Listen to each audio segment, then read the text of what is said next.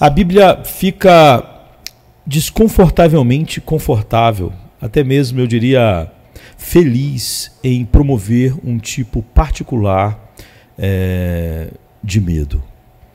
Para muitos de nós, qualquer experiência de medo parece um inimigo a ser combatido e do qual nós devemos nos livrar. E Deus nos liberta de nossos medos. Há um salmo que diz: busquei ao Senhor, o Salmo 34, verso 4, e Ele me respondeu e me livrou de todos os meus temores. Bem, todos os nossos medos, menos um. Não é?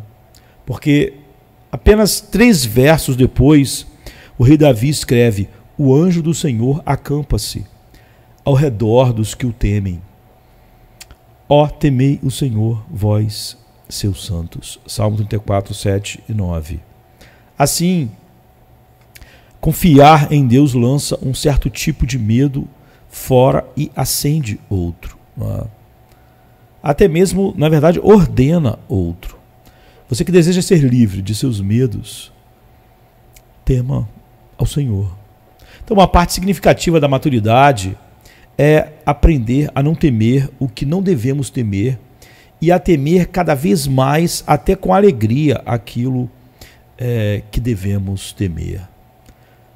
Davi era um homem familiarizado com o medo. Quando Davi escreveu esse salmo, escreveu essas linhas no Salmo 34 sobre o medo, ele havia acabado de escapar de circunstâncias terríveis, não é? Maiores do que a maioria de nós jamais enfrentará na vida.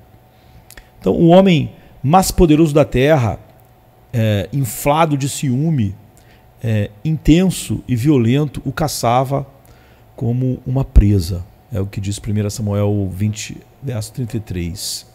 Então, o rei Saul estava tão determinado a matar Davi que tentou matar o seu próprio filho com uma lança, por estar na frente, por estar no caminho dele poder matar Davi. Então Davi, desesperado para escapar, fugiu para os filisteus, aquele terrível inimigo contra o qual ele lutou por tantos anos. E quando ele, nessa fuga desesperada, entrou na cidade dos filisteus, se espalhou rapidamente os rumores de que Davi estava lá. E é dito: não cantavam uns aos outros a respeito dele nas danças? Saul matou os seus milhares e Davi os seus 10 milhares. 1 Samuel 21, verso 11. Então, quando Davi viu as pessoas, esses rumores, ele percebeu que ele rastejou para fora do perigo, não é, de Saul, apenas para se encontrar em mãos igualmente perigosas.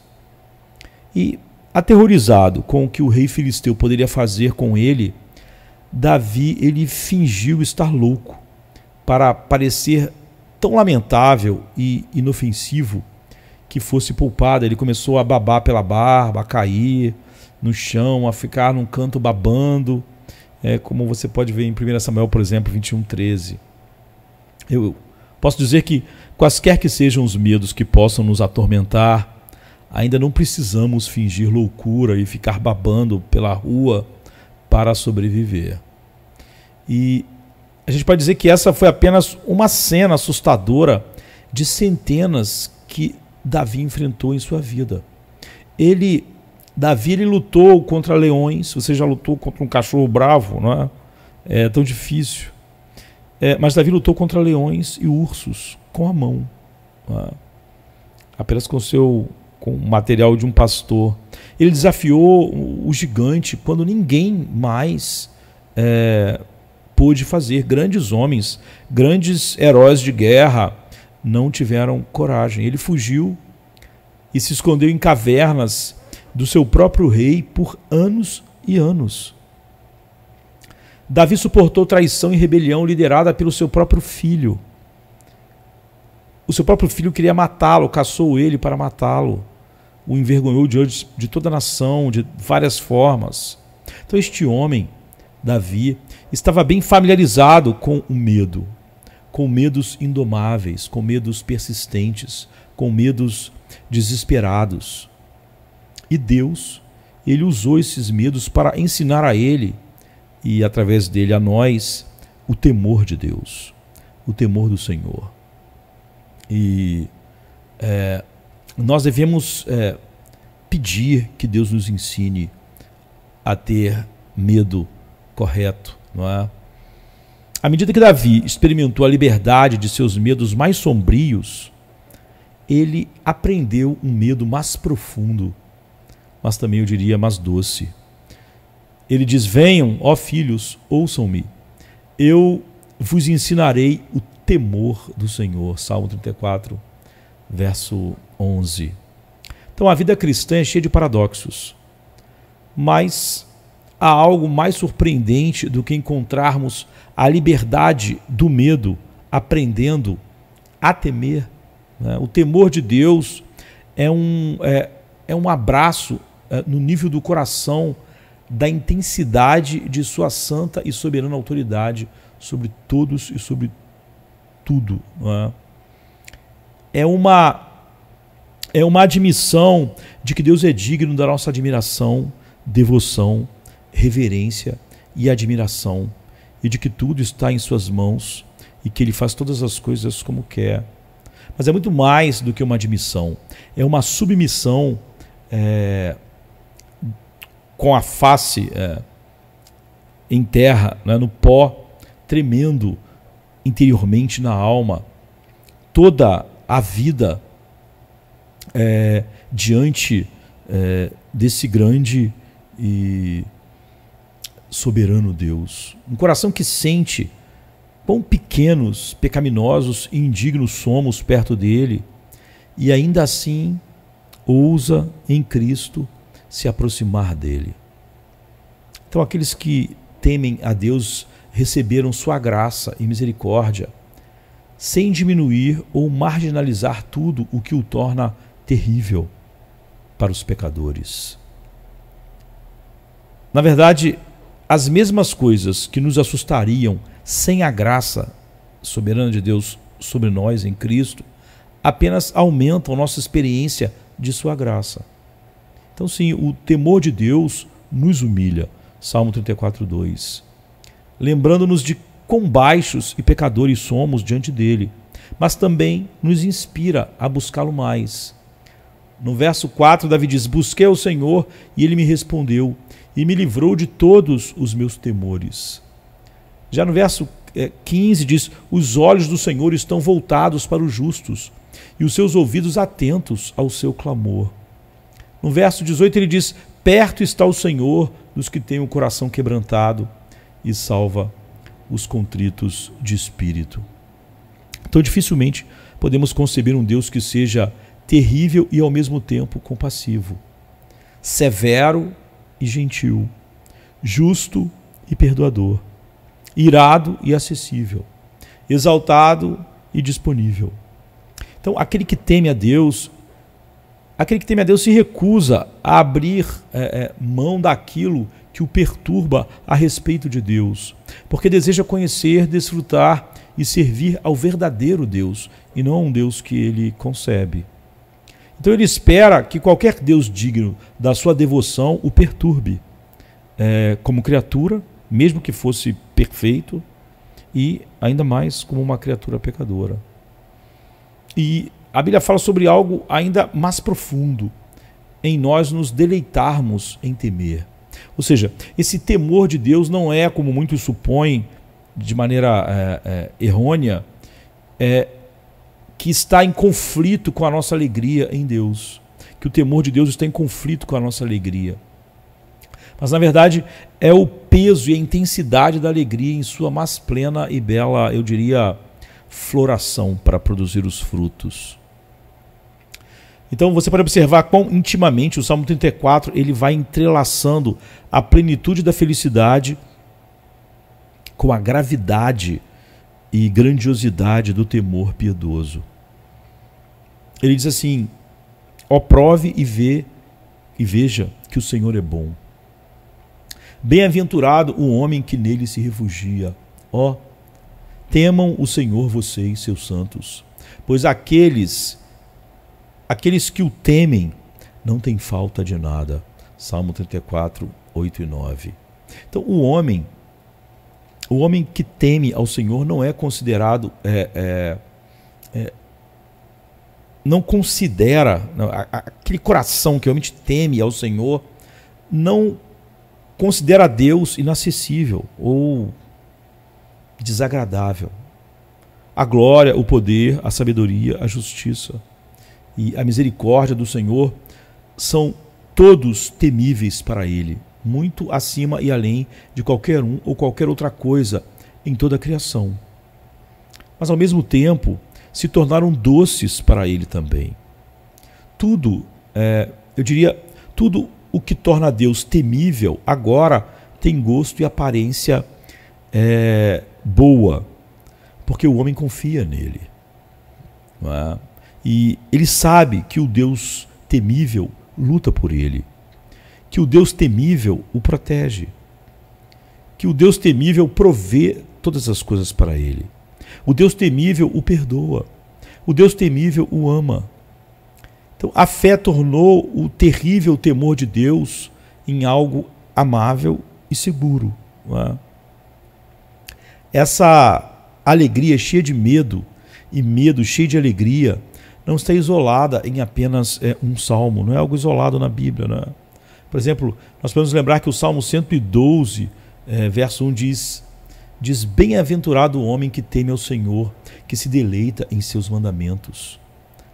Neemias, ele em sua oração diz: ó Senhor, estejam atentos os teus ouvidos à oração do teu servo e à oração dos teus servos que se deleitam em temer o teu nome. Neemias 1, verso 11. E o profeta Isaías profetiza sobre Jesus e diz assim: o seu prazer estará no temor do Senhor. Isaías 11, verso 3. E Jesus mesmo orou para que seu deleite estivesse em nós e que nosso deleite fosse completo, nossa alegria completa, em João 15, 11. Então, a alegria mais intensa é o que o verdadeiro temor produz, e nada mais pode produzir a não ser o verdadeiro temor. Nós podemos observar o apóstolo Pedro, por exemplo, aprender essa arte do santo temor, depois que ele cedeu mais de uma vez ao medo do homem, ao medo da morte, ao medo da dor. Ele cedeu ao medo do homem, negando até mesmo que conhecia Jesus. Então o próprio Pedro provou que o Senhor é bom, em 1 Pedro 2,3, se regozijando com alegria que é inexprimível e cheia de glória, em 1 Pedro 1,8. E no entanto, ele mesmo, Pedro, cobra da igreja: tema a Deus, 1 Pedro 2,17. E comportem-se, vivam no temor do Senhor durante todo o tempo da peregrinação de vocês aqui na terra. 1 Pedro 1,17. Então Pedro havia descoberto que nossa alegria em Deus e nosso temor a Deus não são apenas reconciliáveis, mas inseparáveis. Você vê que ele está falando de alegria indizível e cheia de glória, e permaneçam no temor do Senhor. Não podemos experimentar plenitude de alegria e abundância de vida se nossos corações não temerem diante da sua grandeza. Não é? E esse temor correto de Deus, então, não é o lado sombrio e obscuro da alegria adequada em Deus. Não há uma tensão entre esse temor, esse medo e a alegria. Em vez disso, esse trêmulo temor de Deus é uma maneira de falar sobre a pura intensidade da felicidade dos santos em Deus. É tão junto que é como se fossem e são inseparáveis, né? Em outras palavras, o tema bíblico do temor de Deus nos ajuda a ver o tipo de alegria que é mais apropriado para os crentes. Não é nada frívolo, não é? É uma definição muito mais profunda de alegria.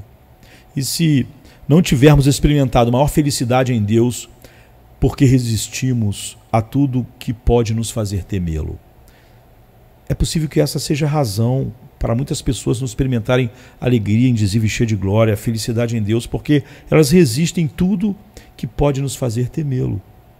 E se perdemos maiores intensidades de intimidade porque nos protegemos de aspectos de Deus que nos incomodam, em vez de abraçá-los. Não é? E se o amor tiver sido mais difícil e a santificação mais lenta, porque sutilmente temos tornado Deus menor, mais agradável, mais controlável e mais complacente, em vez de abordá-lo como o fogo consumidor que Ele é. Então, o caminho para uma alegria mais profunda e intimidade com Deus pode ser surpreendente. Não é? Aprenda a temê-lo, como diz o profeta Isaías.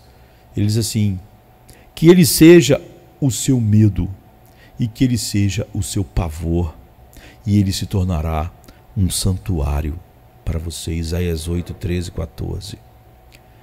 Deixe-o carregá-lo enquanto você se aprofunda nas ondas, eu diria, selvagens e avassaladoras do que ele revelou a você a respeito dele mesmo, na grandeza temível de tudo que ele é como Deus santo e que não depende de nada e nem de ninguém, não é? Que decreta todas as coisas e faz tudo segundo o beneplácito da sua vontade, e também como ele se revelou em Cristo na cruz, para que você possa finalmente habitar alegremente com o fogo consumidor que Deus é.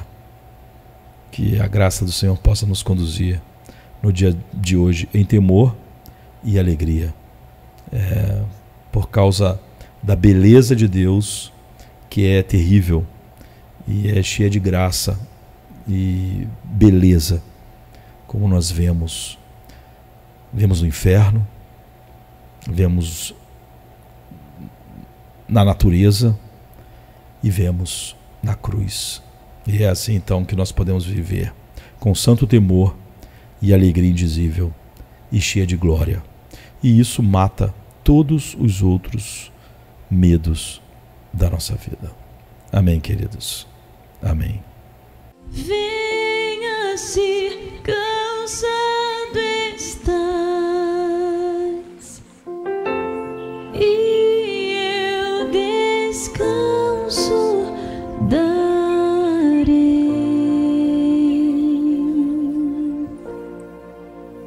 Tu descansarás.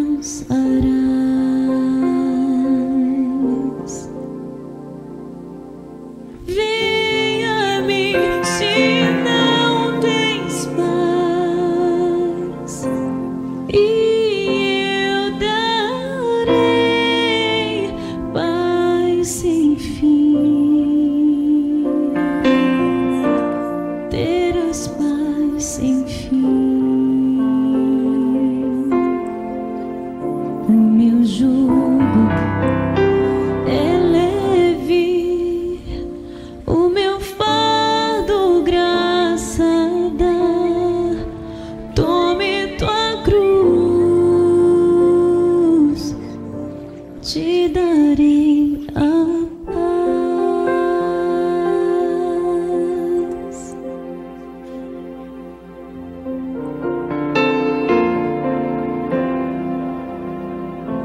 Venha o aflito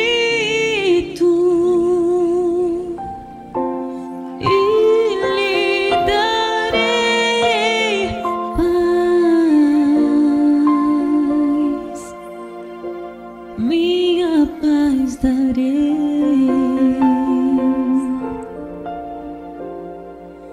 Venha-me na dor sem fim, e eu darei paz. Darei minha paz. Acalmar tuas águas e falar ao coração. Tome meu fardo, te darei